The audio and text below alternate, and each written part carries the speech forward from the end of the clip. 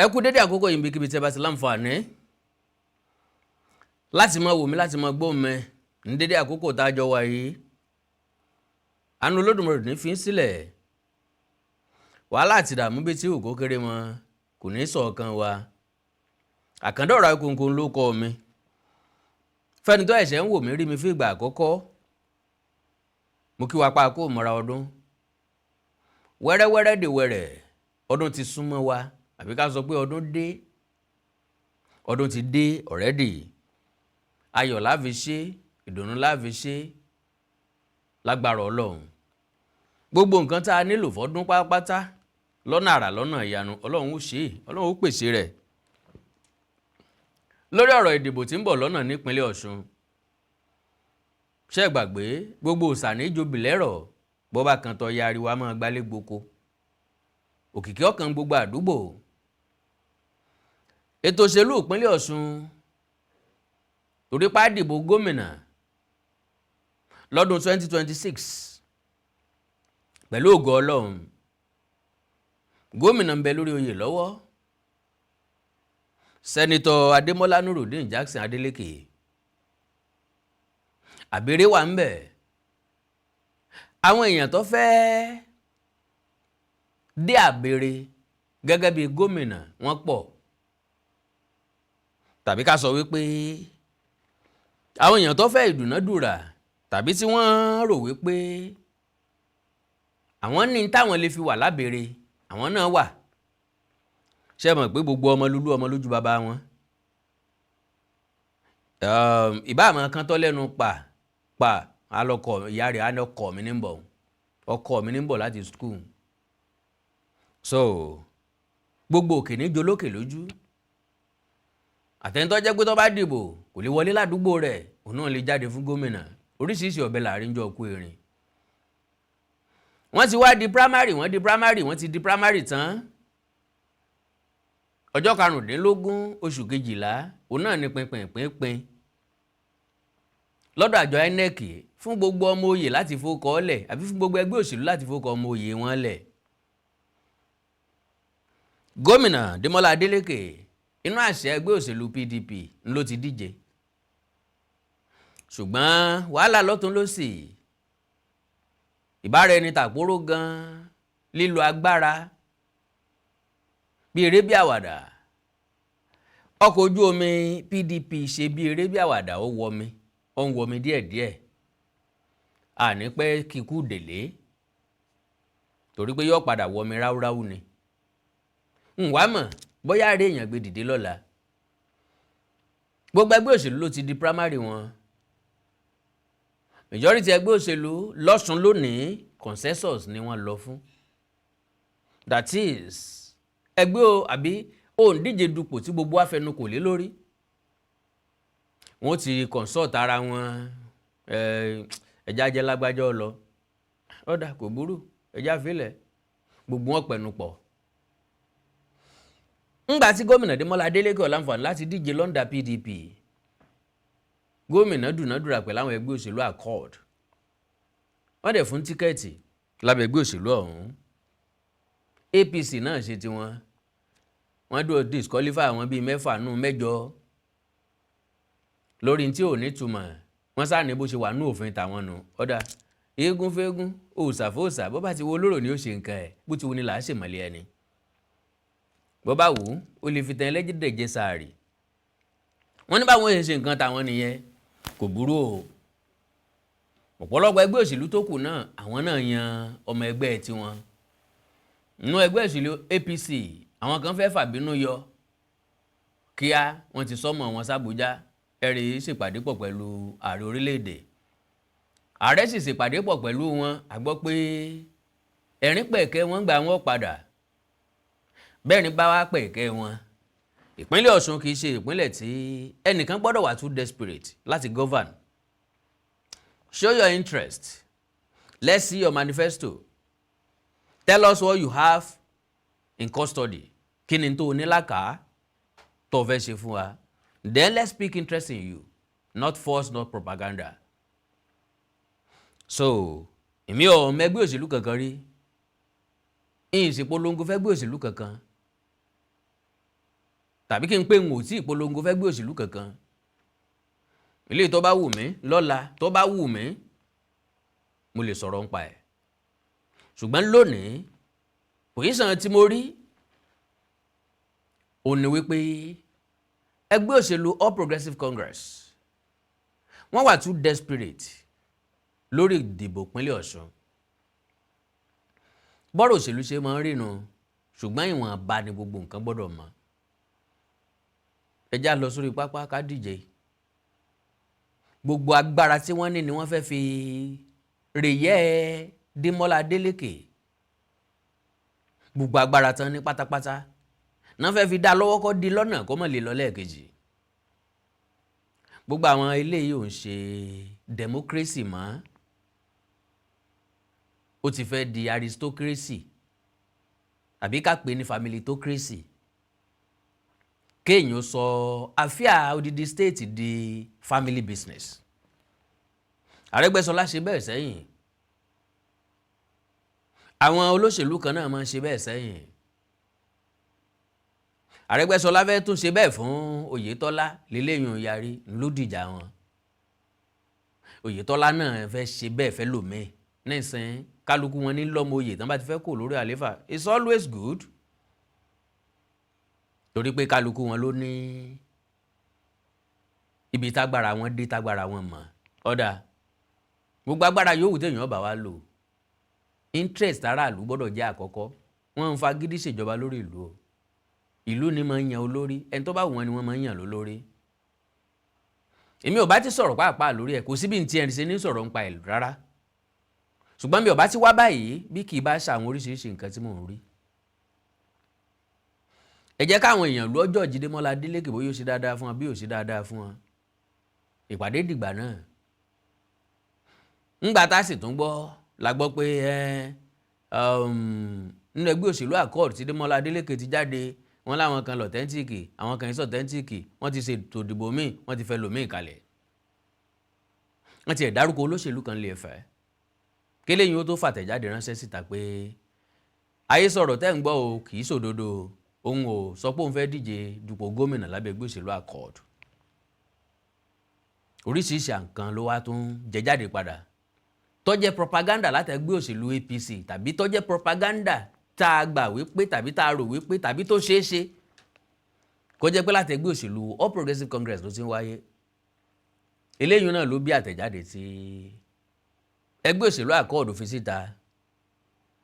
Eléyìí tí wọ́n pè ní the leadership of the Accord Party in Osun State has alleged that the All Progressives Congress APC is plotting to organize a parallel primary after the emergence of Governor Demola Adeleke as his candidate for the 2026 Osun State governorship election. The nation recalled that a faction of Accord Party kicked after the emergence of Adeleke as the candidate of the party, stressing that the national leadership led by Barrister Maxwell Gbudem is not legally backed. Amidst the development, the Osun State chairman of Accord Party, Pastor Victor Akande, in a statement, stated that the plot of a legal parallel primary is to sow the seeds of disunity, confusion, and chaos in the state in the name of our party.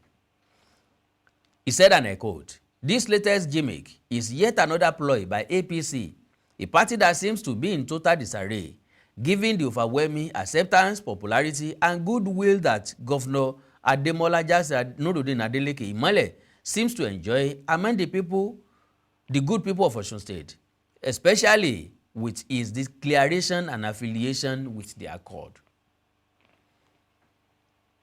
APC is sponsoring one of their own card-carrying members to pose as an aspirant of the Accord in a bid to create a crisis in our own party and the state at large. We are a law-abiding, democratic, and peace-loving political party. This is to state that only the processes that are recognized by the appropriate national leadership of the party are valid. As such, any primary or aspirant who is outside of this is invalid, null, and void. We urge the security agencies, the Independent National Electoral Commission (INEC), among other relevant authorities, to be aware of this emerging plot aimed at disrupting public peace. Osun State has moved on. So, We held our primary Saturday and we successfully picked our candidate. We are not aware of any other political party primary. So now eléyìí ó jáde láti ẹnu Chief Kọ́lá Ọlábísí tó jẹ́ director of media ẹgbẹ́ òṣèlú APC. Now because nínú àtẹ̀jáde kan tẹ́gbẹ́ òṣèlú APC náà fi ta wọ́n ní àìsàn àìwó ti bá gómìnà Demola Adeleke láti ìgbà táwọn ti fọmọ oyè kalẹ̀ ìgbàdógójì èrò wájà gbogbo eléyìn ìpàdé lórí pápá. Ntẹ́mi gbìyànjú àti sọ òní wípé ẹ jẹ́ kí n sáré yá ìṣẹ́jú méjì nínú ìṣẹ́jú yín tí n bá padà dé á tẹ̀síwájú pẹ̀lú ògo Ọlọ́run. Ìpínlẹ̀ Ọ̀ṣun ò ní bàjẹ́ o, orílẹ̀-èdè Nàìjíríà ò ní délé ogun o, lágbára Ọlọ́run. Ẹni tí ó ṣèlú láǹfààní tí ó ṣèlú lóore ó náà ní ó bọ́ síbẹ̀ lọ́dún 2026. God bless you. 2 minutes ẹ ṣé gan. Gbogbo ẹnikẹ́ni tí wọ́n fi àmì ìpọ́njú sí lára tó fi jẹ́ pé ó lè kó bá lónìí àmì yẹn parẹ́ láyé lórúkọ Jésù. Àmín. Gbogbo ẹnikẹ́ni tí wọ́n fi àmì ìpọ́njú tí wọ́n fi lé àṣeyọrí ẹ̀ tí wọ́n fi agbára ìpọ́njú bájà lónìí òpin débá lórúkọ Jésù.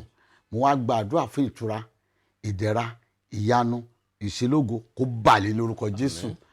Lórúkọ Jésù Olúwa wa. Àmín, àmín, àmín lórúkọ Jésù.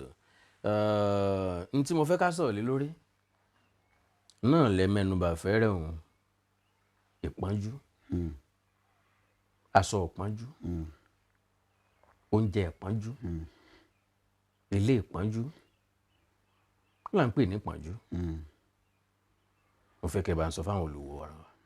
Gbogbo ẹ̀yin olùwò ètò yìí mo gbàdúrà pé gbogbo bí ìpọ́njú tí ń bá yín jà ní àkírà ẹ̀yin àtọmọ àtọkọ àtaya àtàwọn àbúrò àtàwọn ẹ̀gbọ́n àtàwọn afẹ́nifẹ́re yín gbogbo ogun ìpọ́njú yóò tàn láyé yín lórúkọ Jésù. Àmín. Ọlọ́run ó dẹ̀ fààyè gbà yín.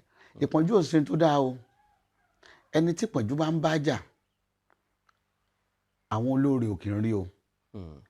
Ẹni tí ìpọ́njú bá ń bá jà yóò máa ṣe ṣá kò ní lè jẹ lọ.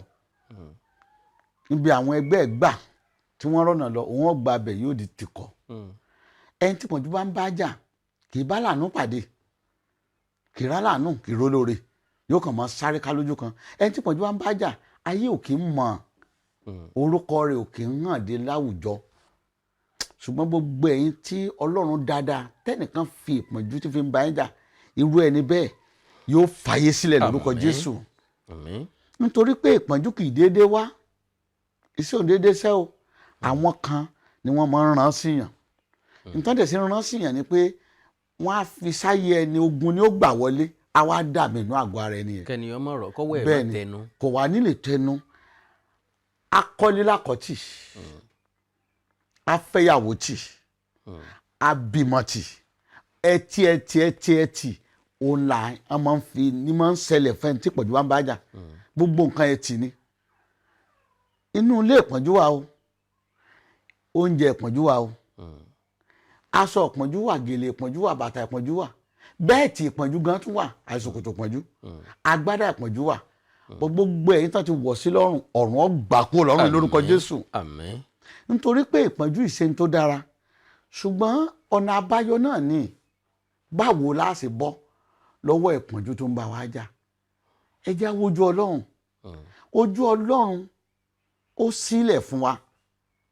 Ibì kan sọnù bẹ́ẹ̀ ni ó ní ọwọ́ Ọlọ́run kò kúrú láti gbà ni.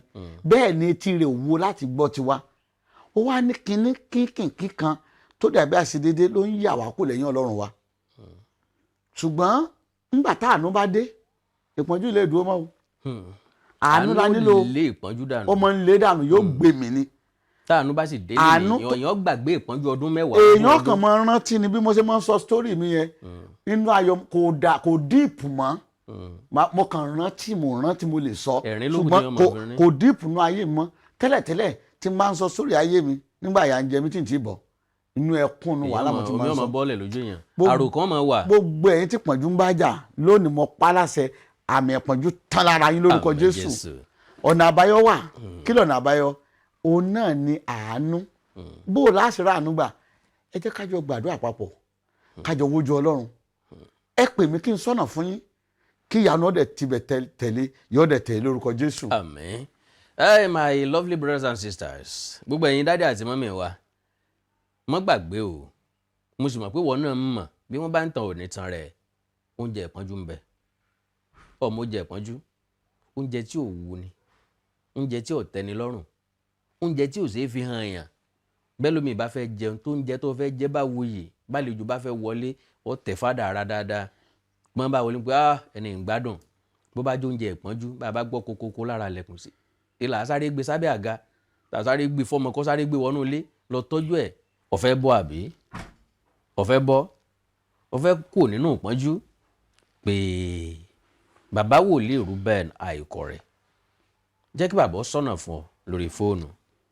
Bí wọ́n bá sọ́nà fún ọ, àṣírí ogun tí ń jà ó fojú hàn, ọ̀nà tí ìpọ́njú gbà wọnú ilé ayé ẹ̀ ó fojú hàn. Bàbá, nọ́mbà tí wọ́n lè pè yín sí. nọ́mbà tẹ́ lè pè mí sí lélẹ́yìí 070 84 74 20 61. Ẹ pè mí sórí WhatsApp kájọ gbàdá àpapọ̀ 070 84 74 20 61. Gbogbo àmì ìpọ́njú ọ̀tàn lára yín lórúkọ Jésù. Ẹ káàbọ̀ padà. So, ọ̀rọ̀ lórí ìdìbò ìpínlẹ̀ Ọ̀ṣun ó gba sùúrù. Orí adé tún ń pètè àrán lóòótọ́, orí adáran ń pètè ọba. Kò sẹ́ni tí ó tọ́ sí gómìnà, kò sẹ́ni tó tọ́ sí, kò sẹ́ni tí ó tọ́ sí, kò sẹ́ni tó débẹ̀ tí ò débẹ̀. Ẹni tí yóò ṣèlú láǹfààní, tí yóò ṣèlú lóore, òun náà ni ló ń fẹ́. Gbogbo ìpínlẹ̀ Ọ̀ṣun ẹ kú múra lẹ̀. Ètò ìdìbò ọ̀hún ọdún tí ń bọ̀ ni ó wáyé. A bẹ̀rẹ̀ sí ní ráwọn olóṣèlú lóríṣiríṣi tí wọ́n mọ kànlẹ̀kùn lé wa, wá sádùúgbò wa, wá sínú ìlú wa fún campaign. Ẹ jẹ́ á welcome gbogbo wọn. Ẹ jẹ́ á gbọ́ manifesto wọn. Ká wá jókòó, ká wá rò ó, èwo nu wọn ló láǹfààní tí ó ṣèlú. Ó kọ ẹgbẹ́ òṣèlú kọ́ o, personality ńlá dìbò fún lọ́tẹ̀ yìí. So, eléyìí ni mo pè ní ìdààmú Adeleke, ìdààmú APC. Because lọ́kàn wọn wọ́n ní lọ́kàn pé Demola Adeleke ń dààmú nítorí pé àwọn fààyàn kan kalẹ̀. Lọ́kàn àwọn Adeleke, àwọn náà nígbàgbọ́ pé APC náà ń dààmú, wọ́n ń sáré káàkiri lórí àwọn. So, ọ́fíìsì ọ̀tún ọ́fíìsì òsì ni. Ilé ìtọ́jà jù ń bẹ̀ ni pé kọ́lọ́ nínú àánú ẹ̀ kó yàn fún wa ní ìpínlẹ̀ Ọ̀ṣun. Òṣèlú eléyìí àjọ ṣe ni lágbára Ọlọ́run. Tó bá tásìkò tá sọ̀rọ̀ dáadáa ń pa rẹ̀, á padà sọ̀rọ̀. Mo kí gbogbo yín. Ẹ like, ẹ follow page mi lórí Facebook Awikonko TV. Ẹ subscribe sí YouTube channel mi Awikonko TV. Ẹ ní nǹkan pàtàkì tẹ́ fẹ́ ká jọ sọ, ẹ já sọ lórí WhatsApp +234 904 851 9362 +234 904 851 9362. Èdè àti àṣà lè káàró jìrò ní wọ́mi o. Orílẹ̀-èdè lè káàró jìrò ní dàrú. Ìlú ẹnì kọ̀ọ̀kan wa yóò tòrò mẹ́nìmẹ́nì. Àjùwà ṣe o. Awikonko Development Fans Club, ilé aláyọ̀, ilé wa. Awikonko Development Fans Club, ilé aláyọ̀, ilé wa. Ẹgbẹ́ tó dúró fún ìdàgbàsókè àti tẹ̀síwájú èdè àṣà àtún àjogúnbá ilẹ̀ Yorùbá. Ẹgbẹ́ tó fẹ́ ìrẹ́pọ̀ gbogbo ọmọ Yorùbá tó tún gbé àṣà àti ṣe Yorùbá lárugẹ. Awikonko Development Fans Club, ilé aláyọ̀, ilé wa. Awikonko Development Fans Club Worldwide, ẹgbẹ́ tí kò rọ̀gbọ̀kú lé ìjọba, ẹgbẹ́ tó dúró fún ìdàgbàsókè àti ìtẹ̀síwájú èdè àṣà àtún àjogúnbá ilẹ̀ Yorùbá pẹ̀lú àtìlẹ́yìn gbajúgbajà pèdèpèdè ní àkàndá ọ̀rọ̀ Awikonko, ẹgbẹ́ tó ń fẹ́ ìrẹ́pọ̀ gbogbo ọmọ Yorùbá, ẹgbẹ́ tó ń gbé àṣà àti ṣe Yorùbá lárugẹ, ẹgbẹ́ tó dúró láti ṣàtìlẹ́yìn tó gbọngbọ́n fún àkàndá ọ̀rọ̀ Awikonko àti àwọn ètò rẹ̀ káàkiri àgbáyé. Àǹfààní wà láti darapọ̀ mọ́ wa. Ẹ bá wa sọ̀rọ̀ lórí WhatsApp nìkan. Ẹ lè pè wá, ẹ lè send text message tàbí voice note pẹ̀lú àwọn nọ́mbà wọ̀nyí +234 80 53 27 0136 tàbí ààrẹ ẹgbẹ́ Adéolú Adékọ́lá lórí +170 48 91 27 29. Awikonko Development Fans Club Worldwide, ilé aláyọ̀ nílé wa.